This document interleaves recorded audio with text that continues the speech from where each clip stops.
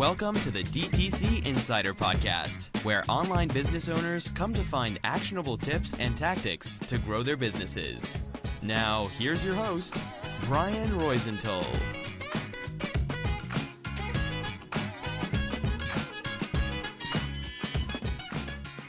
Hey, welcome to another episode of the DTC Insider podcast. I'm Brian Roisentul, your host, and today I'll discuss something that is relevant for every single brand right now because Q2 is about to start, and this is where most brands either scale efficiently or burn cash. So if you want to be in the same bucket, stay tuned because I'll address the top mistakes I see by working with clients at BSR, my agency, by speaking with brands every single week through the podcast and discovery calls, consultation calls. So I don't want you to make these mistakes too. So let's go through them. Okay. So before getting there, I wanted to mention something that will be pretty useful for the conversation. It is said that there are three growth levers to our business. One is customer acquisition.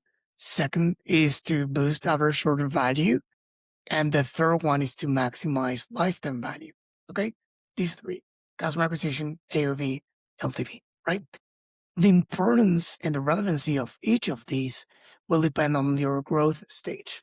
So if you're a brand that's starting out and is lacking new customers, well, your focus needs to be there. On the flip side, if you are a more established brand and you don't see a lot of repeat customers, well, you will need to focus on retention, because if you have acquisition but not retention, probably you're going to struggle. And if you don't have acquisition, then probably that's the first problem you need to solve, right? So the core of everything that I'm going to say is the plan, right? And this is the first mistake. Typically, the plan is off. But it's not off because of miscalculations. It's off because of lack of calculations. Because most brands, what they do is the marketing goals or our desires. So we want to do X in revenue because we want to, or we need to do. But there's no context to it, right? And if we go another layer, there are some brands that say, okay, last year I did 100,000 in this month. I want to do 120 because I want to grow 20%. Again, more desires. You know what you did last year in revenue and you want to grow 20%. Is that wrong? No, but you need to back it up or know how to achieve that. So I'll explain how we do it at the agency. So we need context in two different aspects. One, numeric context, and the other one is the context in terms of the actions that we ran last year. And there's a third one that I'm going to explain in a second. So the first one is that we need numbers. We need to look at first, again, always the forest and not the tree. Let's start by the forest. And what I mean by that is, let's say you're planning Q2, April, May, June. What happened in Q2 in the last few years? 2023, 2024, 2025. What happened? So first you look at numbers. You get a spreadsheet. You ask Sidekick, the AI chat on Shopify, and you can copy paste it on ChatGPT to format it for Google Sheet, and you can copy and paste it there. However you do it, you want to get the numbers first. And it's not only top line revenue, it's every single number that you can get. Orders, contribution margin, discounts, returns. That's one thing. And then you want to get the numbers for how much you spent on ads, on every single channel, and everything that is relevant to your business. Once you get those numbers, you want to get context of what happened in that time of the year. Again, April 2025, 2024, 2023. What did we do? What were the key actions that drove revenue? You want to look at those and take notes, right? It could be a promotion, it could be a new product release, it could be different things. But you need to take note of those, because if you don't take notes, you won't have context. And if you don't have context, you cannot recreate that or improve that even, right? You need to, if you remember, ideally, what worked and what didn't work as well, so you can improve if you're going to do this action again this year. So that's first. In second place, you need to go to let's say if you're running ads to the ad accounts, and try to find what you run for for Meta ads, for Google ads. If you can find the products that worked well on Shopify, everything will help you complete the picture, get the full picture, so you can understand, okay, 2023 worked well because of this. 2024 worked well because of that. And 2025 worked very well or not because of this other reason. Make sense? Now, that's the past, not the future. So if you say, now, following the example of the 100K, we want to grow to 120K, you need to say, okay, why are we going to grow? If we did 100K with this last year, why do we think that we're going to do 120K? Did the socioeconomical context change? People have more money, or yes, no? Did the AOB change? Did it increase, decrease? So you need to get the context, and you need to create more actions. Last year, did we release 3 products? You want to release at least 3, 5, etc. Did we run a promotion? Ideally, you want to run it again. So you need to simulate that. And if we go a layer more in depth, ideally, you want to understand what happened at the weekly level, not daily probably, but weekly level, because you're going to need to work on the budget pacing for the month. So let's say May, there's Mother's Day. If that's a relevant date for your brand, then you're going to start probably promoting it in the last week of April, right? So if you spend your budget for April, like every week you spend the same, you probably are going to, lack more budget by the last week to promote that or to boost that as it deserves, that promotion. The same in May. If you're going to boost Mother's Day's action before May 10th, up to May 10th, let's say, you will want to put more money behind it and not by the end of the month, right? So this applies to every single month if there are seasonalities. So for this, you can take a look at the previous year's sales by week and see if it's all the same or if there are certain peaks. And the same with this upcoming year. Are you going to have different peaks than last year, right? That might happen as well. So you need to consider that. But that's basically the mistake number 1. Now, there's something 100% related to what I just said, which is customer acquisition. It's the second mistake, and it's really relevant, is Meta, or it's Google. It's ads. Customer acquisition equals ads, and that's just wrong. And you might be wondering, but Brian, we acquire customers through ads. So for us, my apologies, but customer acquisition mean ads. I get it, but still, it's wrong. And I'm going to explain why. First off, not every business problem is an ad problem. Get that into your head because it's really important to understand. Not every single business problem is an ad problem, but we don't act like that. We say, we have a drop in customer acquisition. Let's change the ads. Let's optimize. Like we do a direct correlation between the two, and it's not that way. The business is a forest and the ads are the tree. We need to look at the forest first. And if you're asking me, what is the forest, Brian? What do you mean? Well, the forest means installing and improving growth systems. It's your offer, your messaging, your value ladder, and it's these 3 goes around the ICP, the ideal customer profile, who your customers are. And I'm going to explain them all and why it's important with real examples. So we have the offer. The offer is a huge underestimated lever, a huge underestimated and underutilized lever. And the offer can change the whole thing without changing anything else. There's this company interview in the podcast a few years ago. I followed the founder, John Roman. He's a great guy, super smart, and he's built BattleBox. Bottom Box is a company that sells survival gear. So they sell knives and some outdoor gear, right? They do sell those items separately on the website, but it's not the core of their business. Their core of their business are subscription boxes that you receive every single month with a kit of survival stuff, right? So they could have just stayed with, selling a knife, selling something else. So they chose a different model. And that's why they succeed among many other things they do, which I'll cover in a minute. So the offer is something key, right? Because I'm going to relate this to the value ladder, right? The value ladder is what people buy not only first, but what they buy in the second and future purchases.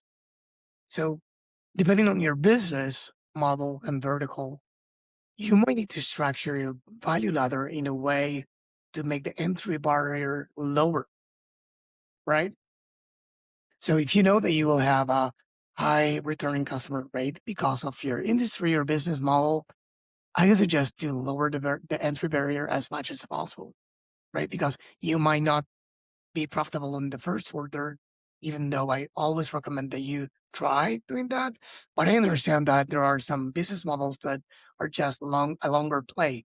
They give you something, they break even in the first order, but then they make more money on the back end every single month, right? So you need to think about that. And when we discuss value ladder, we discuss again installing growth systems, because how on earth are you going to know what your customers want on the first, second, and future orders if you don't have data, right? So this is where a few things come into play. One is upsells and cross sells, whether it's on site or after the purchase through email flows, SMS, direct mail, etc. So again, value ladder is I'm buying something, then I'm presented with an offer before or after buying on the website through upsell tools. There are many out there. And then there's also many touch points through the email flows or SMS or direct mail or others. If you have an app, that's a great place as well. So this is really underutilized. And the messaging, oh my God, this is key. Messaging is key because even the name that you put to your offer. So there was this client we used to work in the past. They sold food seeds for preppers. So they had these variety packs of X number of seeds. So instead of saying something appealing or speaking about the pain points or desires, they just said, I don't know, 77 seed variety pack vault or whatever, seed vault.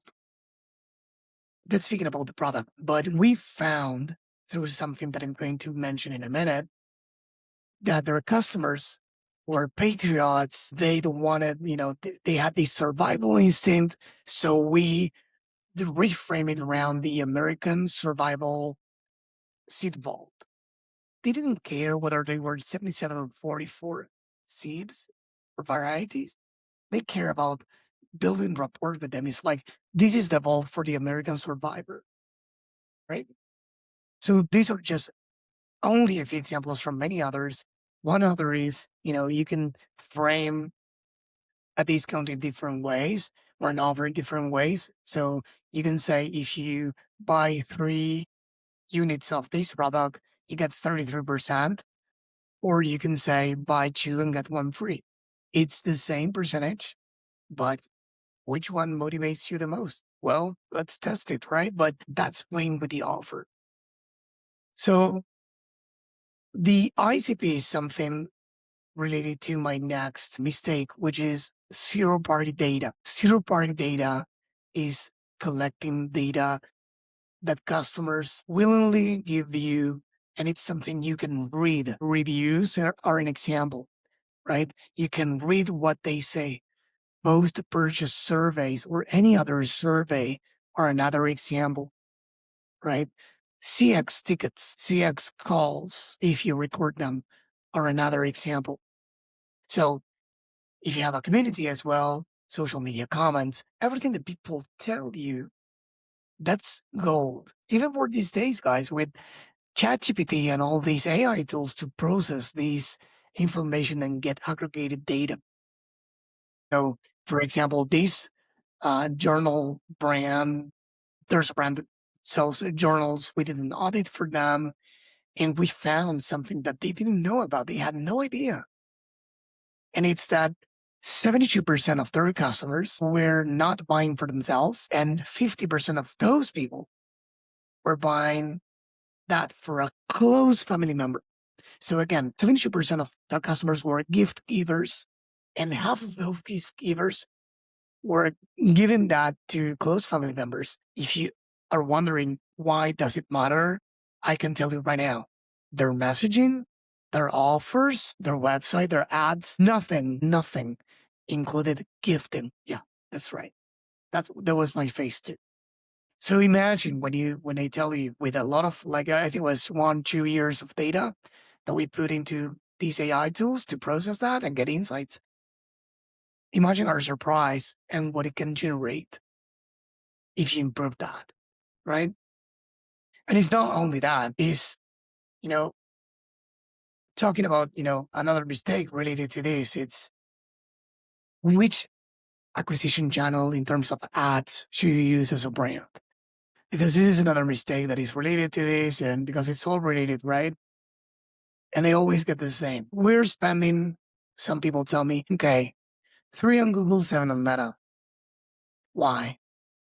I mean, why? Or 5K, 3 on Meta, 2 on Google, whatever, right? So I'll say different advertisers, different media buyers, different playbooks. There's no right and wrong. What works for you might not work for somebody else. But there are certain patterns that we have seen through my agency podcast and speaking with many brands since 2013 that I have spotted that it's my professional obligation to tell you. Then you can do whatever you want. It's highly likely that Meta is your number one channel. If it's not, you need to revisit your marketing because I haven't heard a brand that which Meta is not the number one channel. Like unless there's a super specific niche or vertical or whatever reason, or they are restricted from advertising because of their niche, Meta is the number one channel. That's it, right? Google in second place, TikTok maybe third, right? But that's more or less it. If you're spending only a few thousand in in total a month, I couldn't recommend diluting that across too many platforms. It just doesn't make sense. And I'll explain why. Meta, Google, all these channels need one thing from you as an advertiser. They need to generate multiple conversions, in this case, purchases, let's say, a day. So multiple purchases a day to learn and be able to generate more like those to you. If it generates one purchase a week, it won't be able to learn who buys, who doesn't. So it won't be able to learn. This is either time or money, but that's a must. It needs that. So let's say you're spending $100 a day for the sake of the example on Meta. If your average cost per purchase is $80 and you have 100 a day, you'll likely generate one purchase a day. So if you're saying, I'm spending this on Meta and 20 a day on Google, you're not doing yourself and your brand a good service. Now, if you do have a way higher budget and you have a campaign that generates multiple conversions a day on Meta, scale it.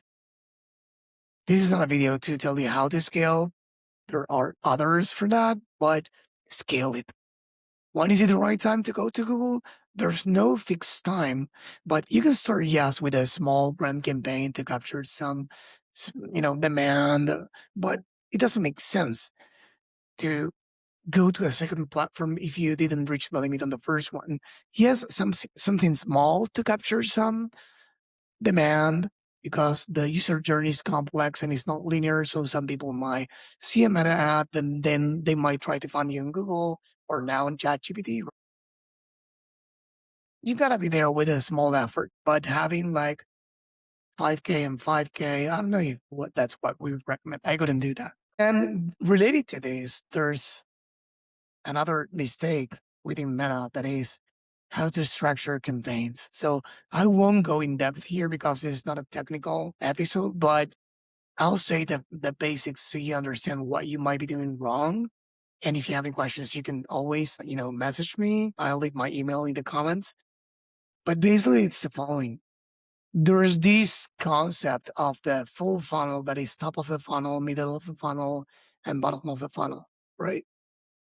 Top of the funnel, people might not even be aware that they have a problem or might be aware that they have one.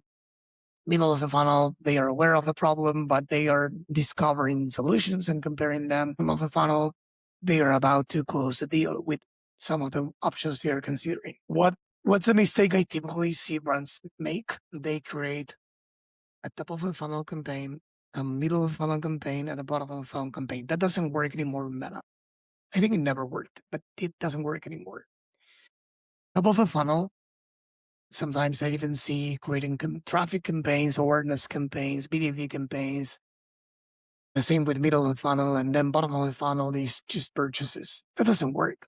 Why? Because Meta will give you a subset of customers, of your target customers, of your target audience that are most likely to perform the desired action. So if the desired action that you tell Meta you want is traffic, Meta will get a subset of your potential customers that are most likely to click on ads, and that's it. But if that worked, nobody would bother in creating conversion campaigns. That's why we optimize for conversions and not just any conversion, the conversion we want, in this case, purchases. So the way to structure a full funnel on Meta is through the messaging. You might have heard of many things about Andromeda this, Andromeda that. What you need to know is that in the last few years, and I wrote this on my newsletter, the DTC Insider. If you're not subscribed, go there because I publish things every single Wednesday. I release a newsletter. But basically, what I wrote about in the last few years is that Meta released three things: Gem, Lattice, and Andromeda. Those three big AI systems, each of these do a different job. That's a different job. Basically, what they do is they make Meta smarter. That's what you need to do. They make Meta smarter. So you don't need to give Meta an audience with interest look like. That doesn't work anymore. You will see in the ads manager, it's just suggestions. Even the gender and age now are suggestions. So don't bother. Leave the audience broad. One campaign, one ad set, and then the messaging is important. But it's not as before that you created a message with a yellow background and now you test that against a red background. Try to think about people, humans. Try to think about your customers. What do they want? And that's where these zero-party data things get into play. What do they want? How do they say they want it? Right? And create one message addressing certain pain points here, another message addressing different pain points there, saying this in one way, like through a static without a person, through a static with a person, through a static without a product, through a static highlighting testimonial, through a video showing an influencer, through a video showing the behind the scenes, through a video with a founder content. There are different types of things. We are all, as people, triggered by different things. I put always the same example. If I wanted to recommend you a TV show to watch, I would tell you something that will trigger you or somebody else, and both won't be the same. So if I tell you, watch this TV show because Leo DiCaprio is in it, you will say, I don't care about Leo DiCaprio, my apologies, but it's not that I will go run and watch it because Leo DiCaprio is acting, right? So maybe it's an action TV show. Oh, maybe it's for me, or maybe it's an Oscar winning TV show or movie. I love watching movies that won an Oscar because those might be good. So this is the one. Even Netflix and Disney and all these platforms test that. If you pay attention, they hook you up with different thumbnails because what might have triggered you in the first place might not trigger you later, and the other way around. So they want you to watch the movie or the TV show. This is the same thing. You need to do that. The full funnel goes through the messaging. You don't need 1,000 ads. I wrote a newsletter about the brand that we work with, that when we started working together, they had 700 ads on Meta and not even 10% spent. The number of ads correlates to the ad spend that you have, so the budget that you have for the ads. So that's it. And then the last mistake is something that I see that it's super common, that it's ignoring the customer journey. And this is directly related to the value ladder. I told you before that I was going to mention something later that will give sense to all of these, and this ignoring the customer journey. There are tools these days. You can even do it probably with Sidekick, again, the AI chat from Shopify, but there are some other tools to do it where you can see what people buy in the first order. And then you can see these colorful lines to guide you of what percentage of these people who bought, let's say, pants in the first order went to buy tops in the second order, and some other percentage of those who bought pants in the first one went to buy bras, right? And you can see the same from the second to the third order. So of course you can literally see it visually by SKU or by product type and try to improve your offers. You can create higher converting email flows, SMS, etc. And you can segment your audience even better, because right now you might be guessing, I'm going to think about the bundle. I want, if they bought a pant, I put it with a top. That's basic, yes, of course. But what else? Is there anything else that they either buy together in the same order, or they buy across orders? You can improve the timing. How long does it take for them to buy a second time? You can adjust the timing in your email flows. And by the way, we have done that and we see the effect. Because if you're pitching an offer, a great offer, but timing is just not right, nobody will buy. So sometimes it's changing a little thing, the little tweaks. It's being efficient across areas and not try to get this silver bullet that you read about on LinkedIn or online, that there are quick wins, overnight successes. It's not that way. It's looking at what we said in the beginning. These three levers: customer acquisition, boosting AOV, and maximizing LTV. Those three, if you zoom in and look at the things that matter and improve these little things, there's a long way for you to go and many things for you to improve. So if you listened this far, first off, thank you. I do this to inspire, to help, mainly to at least try to avoid you listening from making the same mistakes, and hopefully you learned something. If you want to get in touch, my email will be in the description. My agency is BSR, and if we can help you, even better. If not, keep watching, because we are posting not only these one-on-one videos, you and me, it's interviews. This is mainly what this is about: interviews with amazing brand founders and many other types of companies that make this beautiful e-commerce ecosystem. If you want to subscribe to our newsletter, go to the DTCinsider.com, because again, we publish one newsletter every Wednesday, and it's been going on since 2023, and this podcast is 2021. So again, I breathe e-commerce, and I would love you to be a part of it. Thank you. This episode was brought to you by BSR Digital. We help DTC brands grow through paid ads and email marketing campaigns. If you'd like us to help your business grow, head on over to bsrdigital.com and schedule a call with us.